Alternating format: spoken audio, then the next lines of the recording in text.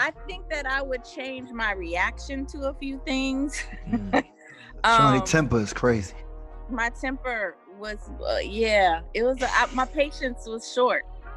I do think, Jim, that my anger level that you have seen was justified. It just, I probably should have had a little more self-control. So I'm going to say the younger Shaunie's patience and reactions were, I wish I could redo those. Like, I wish I could maybe have not shown my complete ass a few times. Welcome to Rare Nomads. Rare Nomads. The most irreverent and thought-provoking podcast that gives you a look into the lives and the minds of our culture's most interesting and inspirational people. I am Jim's World, and that's my co-host. Rap is a martial art. We're so honored to have, I'm going to just nickname you right now, Superwoman. Oh, thank you. To have Superwoman here, entrepreneur, business, just everything. Super mom, we can tell. So we're just so thankful to have you here. Sean to the Bob, man. Sean to the Bob, man. Sean Bob to Jim Bob. That's been my name for years. So you're not out there in LA no more, huh? Nope. I moved the kids. I mean, Sharif and Mimi are now at LSU. Shakir is spending his senior year with Shaquille in Atlanta. And I was just missing too much, like, how I am with the kids. I don't like to miss stuff. So I moved. And now I'm like an hour away from everybody, and except for Miles, which, Miles do his modeling thing. So he travels the world. So. Yeah, Miles got the same birthday. I love Miles, man. I know. Miles, y'all man. some hustlers. Y'all make it happen. I love Miles, man. I gotta come to Houston. Miles. I met Miles, right, Jim? Yeah, you met him at Shaquille's event in New York. Yeah. You met him. So Sean Bob, tell me, well, I know all this stuff already, man. Goddamn. Where'd you grow up at, Sean Bob?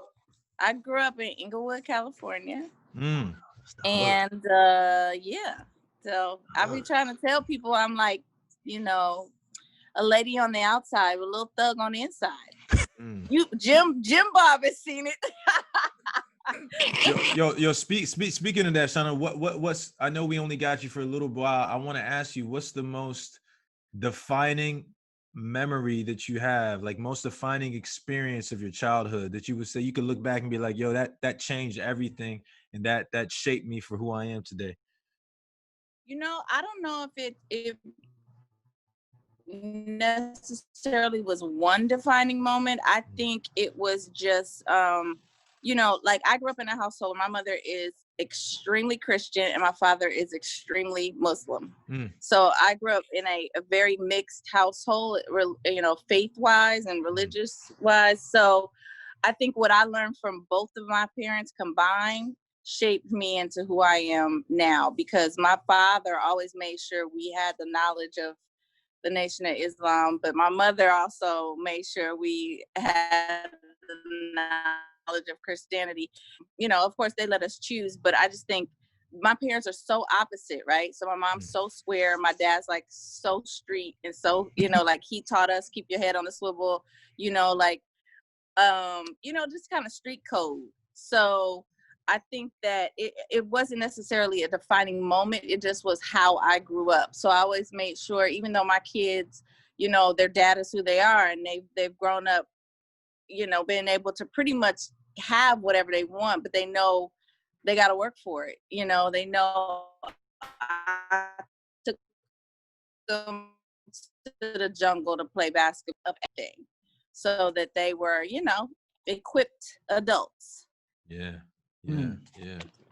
That's dope. Sean Bob, what's your biggest regret? No, I'm not even gonna. Yeah, please don't get me in trouble. Yeah. That's not my biggest regret. I know what you think I was gonna say. No, I didn't think you was gonna say that. Okay. No, my biggest regret is probably not going into this business of TV with a little more knowledge of how to control the narrative. To date, that's my biggest regret. I wish that I knew how to control the complete narrative more than just my own, because I can do mine, but I can't do, you know, the whole show and help these ladies not get exposed the way they get exposed. Well, You know? That's crazy. Yo, Shaunie, could you share that? Could you share what you learned about controlling the narrative? You know, if there's aspiring people who want to get in your position, what have you learned so far about that? Well, I think I got into reality TV early. You know, it was like the Kardashians, Us, and maybe Housewives of Atlanta. So the deals that and the contracts that they were given then are unheard of now as far as control. So I went in creatively with this idea, and I was able to be like, I didn't even want to be on the show. I had a whole cast. I just wanted to create it and produce it. They talked me into being on it. The only way I would do it is if I could control my own narrative. If I could go back and be like, yeah, I don't even want that whole scene there. I'm not feeling it, whatever it is. I was able to do that. Now, I wish that I knew to tell everybody to do that. I assumed that everybody kind of wanted, you know, their own control, which is not the case. I don't think people even knew to ask. Nope. So that is now nobody's giving that. You know what I mean? Like every show is going to be like, listen, we're controlling it, and you can walk. They just rather get so many people that's gonna sign that paper to be on TV, that if you go in demanding, hey, I want to be able to edit myself, I want control of my narrative, they'll probably tell you to thank you, but no thank you. But I do believe that is very important. I'd rather see somebody get up from that table and walk away than let them do what they doing to our folks right now. Slave contract. Absolutely. It's not only a slave contract, they make us look crazy, and the contracts just go on and on and on. So when you want to walk away, you can't work somewhere else. You know what I mean? So it's crazy. That's dope. That's crazy. You still, I got a shout out to Auntie Corey. It was her birthday, right? Yeah, it was her birthday Wednesday. Happy birthday. Happy birthday, Auntie Corey. Happy birthday. Happy birthday. Do you like Houston better than LA or no?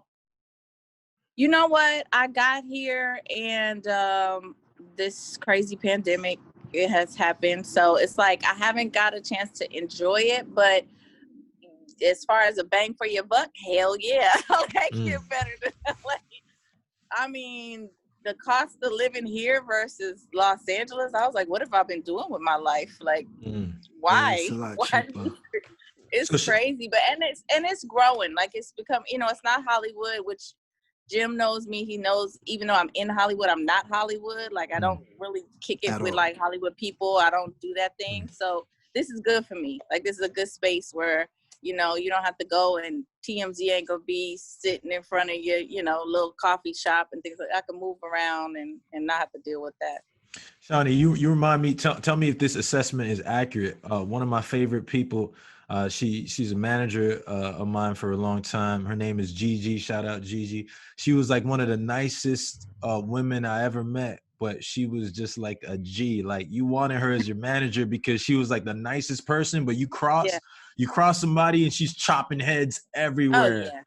Oh, yeah. I learned that the hard way. I kept the car too long one day in Miami. I learned that the hard way.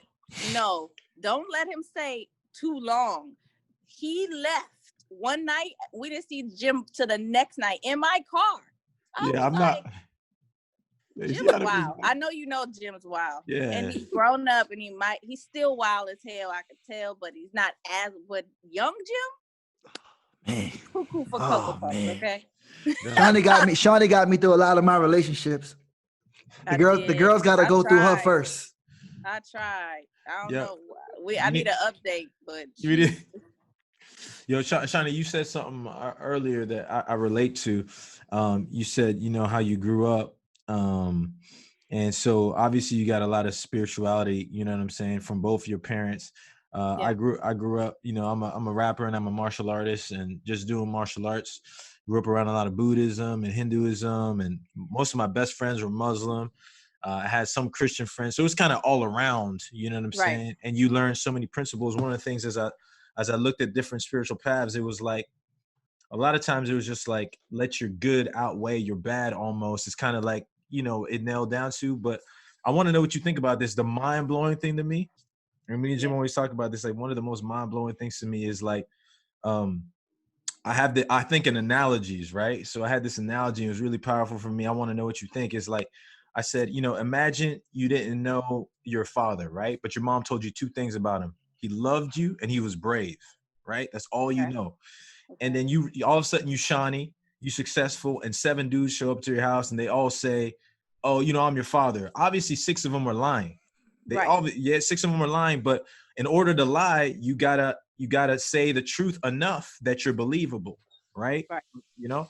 And so imagine you there, you're trying to figure out who your dad is. You can't figure out anything. Somebody pulls out a gun or tries to hurt you, and one of them jumps in front of the bullet. Right? Jumps in front of the bullet and dies, right? Most Yeah. people without a DNA test, without research, they would be like, yo, that's my dad. Right. Because as a mom, like love, you can sacrifice and love are so closely tied. It's like, what are you willing to give up for somebody? Absolutely. You know what I'm saying? And that was the thing that was mind blowing. Like growing up, the Bible, I was like, oh, whatever. And I have friends from so many, but that was a mind blowing part about Jesus to me. When I sat down and sat back, I was like, if God is love, where's the greatest display of that? Like, how do I know who's saying what? Like, anybody can be coming forever. And that was a mind-blowing thing about Jesus was like, even though I had so many objections, I was like, yo, there's a God who does, if there's a being who designed the universe that's willing to take a bullet for me, that gotta be the, I mean. Yeah, it was the biggest display for sure. For you know sure. what I'm saying? That's a great analogy. Dang. Do you think that deep all the time? That's I think that's Jim. You tell her. All day, every day. That's Jeez. He'll call me 4 a.m. Hey, I just want to say a prayer for you, brother. Stop what you're doing. I love that. You be Everybody on the needs highway that kind of friend. cheating in the hood. You got to stop. Hold on. Let's say a prayer real fast. Everybody needs that kind of friend. And Jim, you absolutely need that kind of friend. But you know what though? I love Jim. Jim, we were talking about earlier. I want to know, we were talking about this, like, what's your superpower? I think Jim's superpower is like, Jim is one of the most likable people I know. Like, he's just a people person. Like, yes, everybody loves Jim. True. And I don't know anybody who don't like Jim. I really don't. And that's good. I don't know. I'm sure you've experienced Jim's competitiveness. That is so entertaining to me. Like I'm competitive, but Jim's like the boys and I talk about all the time the experiences of Jim and his competitiveness and how if you love him, but it could end in a fight at the same time. Last time I was at your house, I had to play everybody. Yo, we awesome. We just hoping he's gonna be as competitive with this show. I'm trying. Oh, he will. What is he not competitive at? I just think, first of all, when Jim called me and told me about this, I said, I've always thought Jim needed to be in front of a camera, first of all, because not only is he like the most likable person, but he's just funny, like naturally funny. Yeah. And I don't know anybody else that things happen in their lives the way Jim does. Like Jim's stories and situations that he gets into, I'm like, no, this doesn't happen to everyday people. It's only Jim. I meet a girl. I say, if Shaunie don't like you, you can't stay. Shaunie you gotta come to dinner. If Shaunie say she don't like you, it's over. Yeah, Jim. I don't know how. Listen, the things that come out of Jim Bob's mouth to these ladies, how do they stick around? Hey, my baby mama got remarried.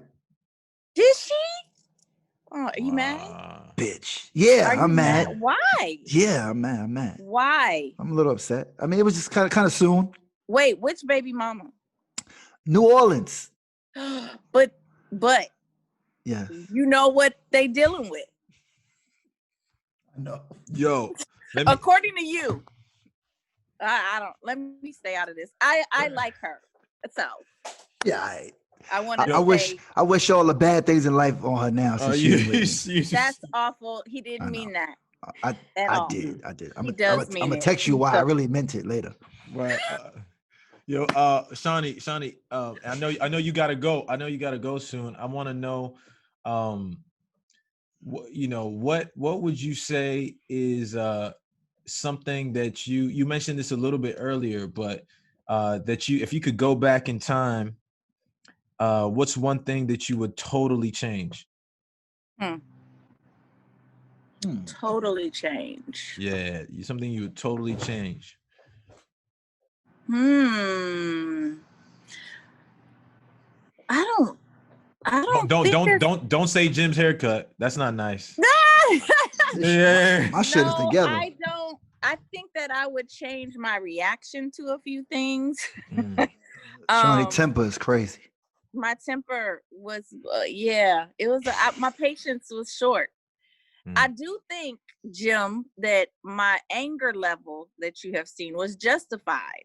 I probably should have had a little more self-control. So I'm going to say the younger Shaunie's patience and reactions were, I wish I could redo those. Like, I wish I could maybe have not shown my complete ass a few times, but that's a gem though. That's important, especially people coming from different environments trying to become successful. Like how would that change? Like, could you give us a gem as far as like your reactions, your temperament? Like why I guess is the question, is like, how would that benefit somebody who may be younger in your situation and they just got a temper? Well, the good thing about mine was I was growing up in a household I grew up in. I never really wanted to disappoint my parents, right? So I'm even now, I'm super, super grown, but I still kind of move like I don't want to disappoint my mom and dad. Right. Like they raised me better than that. Mama dear. So I was acting a fool amongst family, right?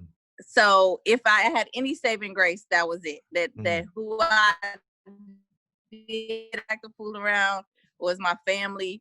It was safe, but that could easily go wrong. You know what I'm saying? Like if you don't have the right mindset, and you're not in the right place, and you go out just acting a fool, like we see people do all the time, that could end real bad.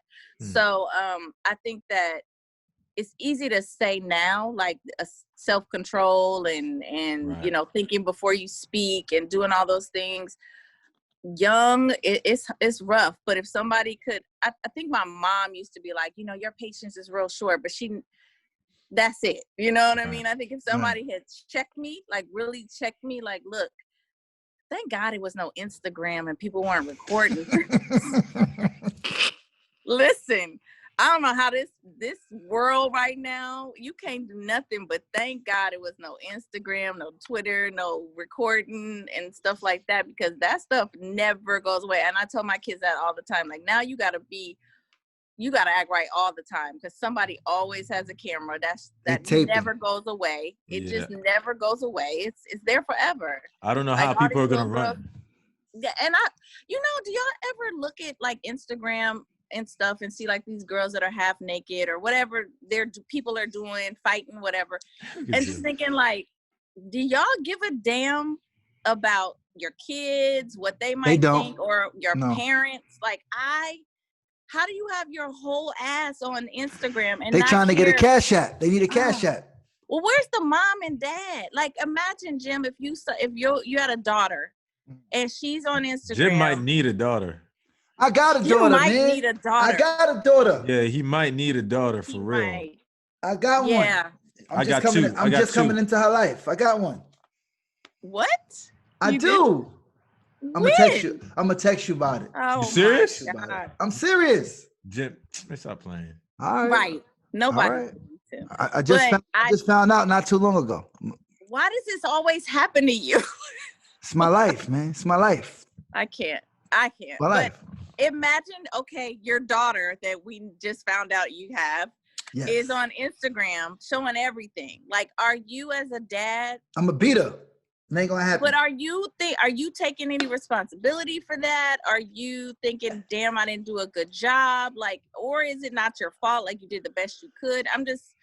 I just don't. What are you thinking as a parent? I think girls that do that don't have no type of home training or no parents or nothing like that. Yeah. I can't see them knowing their parents can see that and they twerking.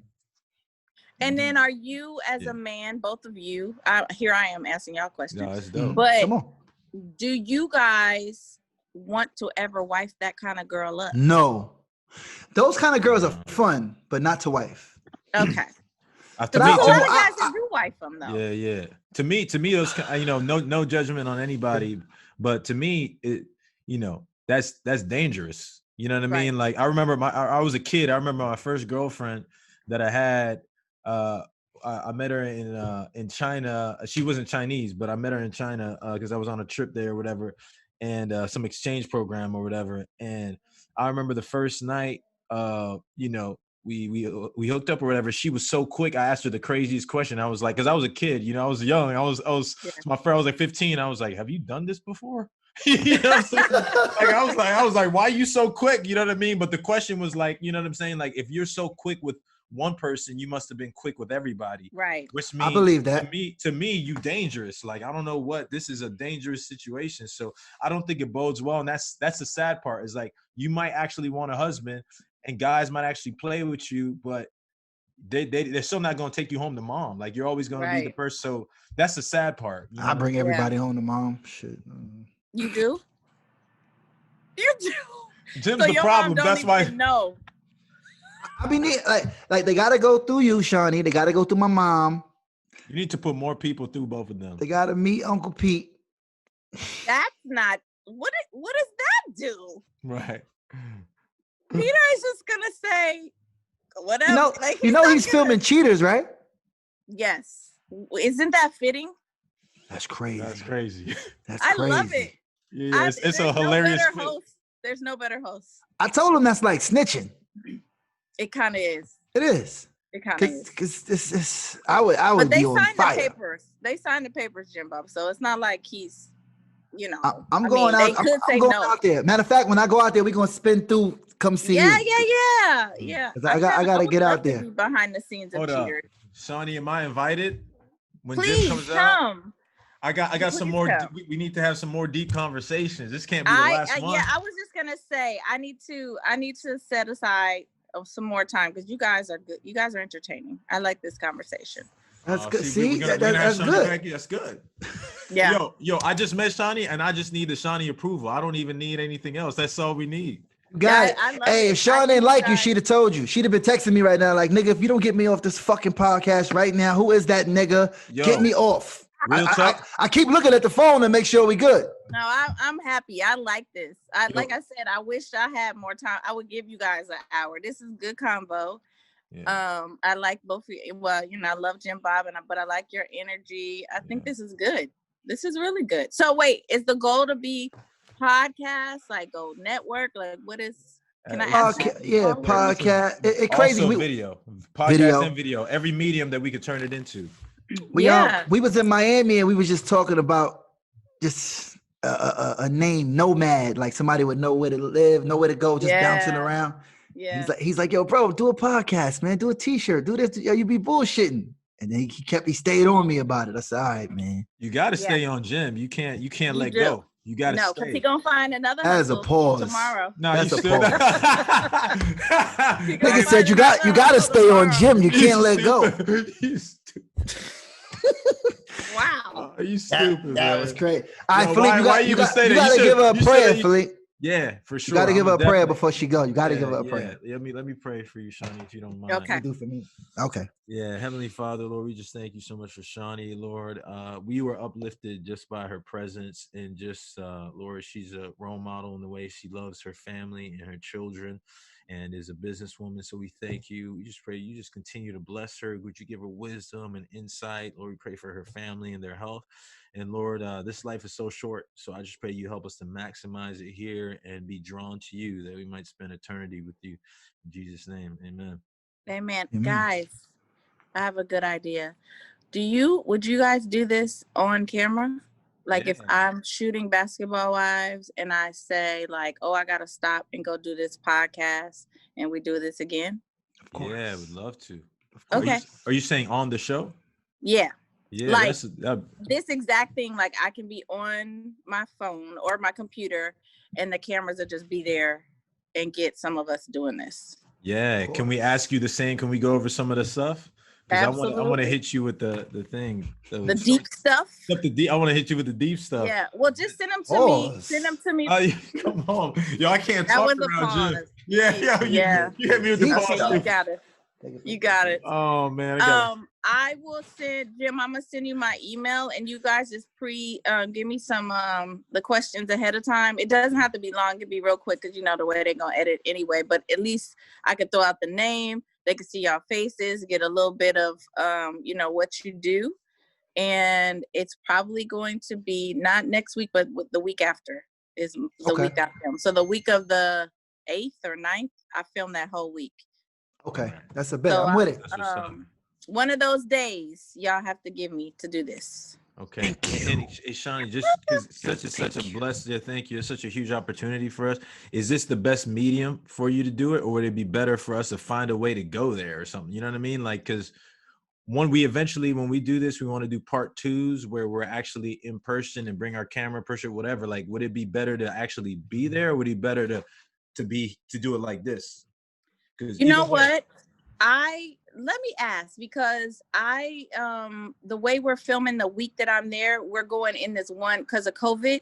Yeah. They're literally filming everything inside of this mansion. Right. And we ought to be tested like 2 or 3 times. Like, I think it'd be too much for y'all to have to come there. They require like a quarantine, all that kind of stuff. Right. But I do an in-home shoot. It's around the maybe the 21st or something. Mm-hmm. So maybe if you guys come here to my house and we can just set up something and do it. I'm with it. Yeah. Let me ask production. I'll ask production what's the easiest way.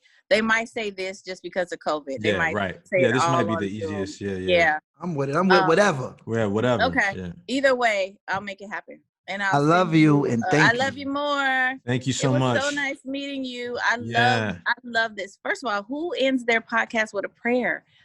That's his idea. So dope. That's all Philippe. Yeah. I love that. Like, I was in the middle of a shootout one night. I had to pull over and get the prayer. Don't ever change that. Don't change that. I want to adopt Shaunie as my auntie right now, man. Can I just adopt you like? Okay, man, let's stop. My new nephew. Yeah, that's my auntie. Don't ever change that. I love that. That gave me chills that you just even do that, because most of the time, and it's so normal, right? You got him who's nuts, but so relatable. And then you're deep and have these deep intellectual questions that are just like beyond the average thinking mind, right? And you have to really you have to go there. And you end with a prayer. Listen, it's the best of both worlds. I love this. Hey, auntie, we appreciate you. No love problem. You, Sean. Kiss the kids. Back, and I'll send you my email, Jim. And as soon as I sit down with production, I'll figure out how we're gonna do this. But we're gonna do it. Yeah. All right. Love you. Okay. God bless you. Y'all have a wonderful day. Love talking to you. All right. Thank you. All right. Bye. Check out this clip from episode 4 of the Rare Nomads podcast featuring Jim Jones. I put up a post about Biden. They went crazy on me. Like, well, goddamn, do the research. The nigga did. Like, come on, man. Like, come on, man. This nigga read a eulogy. Nigga read a eulogy at a KKK meeting. Like, what the fuck? What the fuck are you talking about? I mean, I don't care about who wins the presidency. It's not going to go our way anyway, no matter what. I can't say this. What's going on right now is the niggas I know where I'm from has seen more money ever during this presidency than they ever seen during any presidency in the history of presidents. Thank you for joining us on this episode of Rare Nomads. Please make sure you follow us on all our social media platforms. It's Rare Nomads with a K. Make sure you visit our website for exclusive fashion. And to see the video version of this episode, make sure you go to YouTube and type Rare Nomads.